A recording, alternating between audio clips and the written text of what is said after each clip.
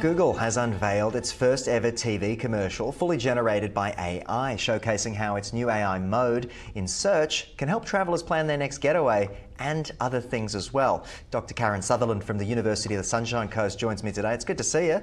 Take us through a little bit about what's going on with Google. This is a first for Google anyway.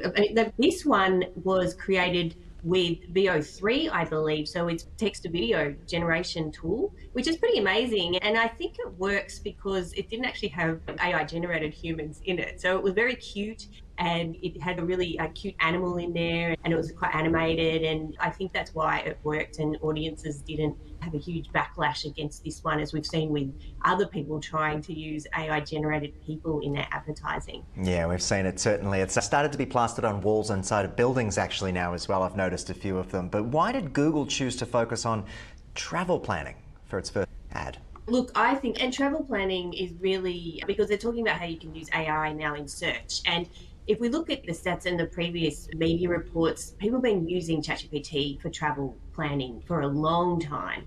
And they're probably using Google in the same way too. So they're just really putting in front of people one of the most common uses of AI for everyday things to make it easier. Okay, so how are audiences responding? You did mention there that people weren't as maybe critical as perhaps what we've seen in the past with things like Coca-Cola. I think they did their second ad as well for the Christmas season, Yes. made with AI. Are we just Yes. starting to get used to it? Look, I think maybe, but I think with Coca-Cola, they were one of the first to do it, to recreate an ad, and people didn't like that because they liked the sort of nostalgia that had been created by humans.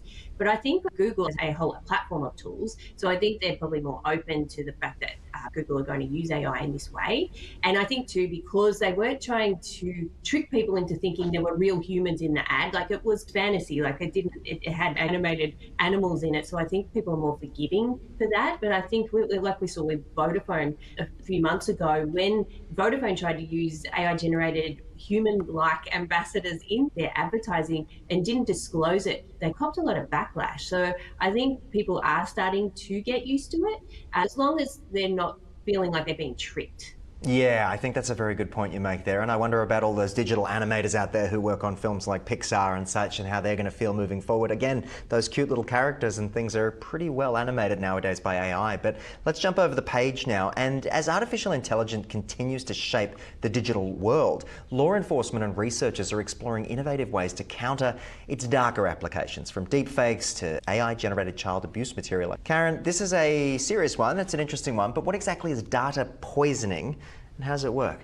This is really great, and I hope this does work, but there's been a collaboration with the Australian Federal Police and researchers at Monash University to develop a tool. It's called Silvera, and I hope I pronounced that correctly, where it essentially scrambles image content, photos, and I'm thinking maybe video, but at least images and photos before people upload it to social media, and therefore it poisons it so bad actors can't then take that material and create deep fakes and use it in a way that is really negative.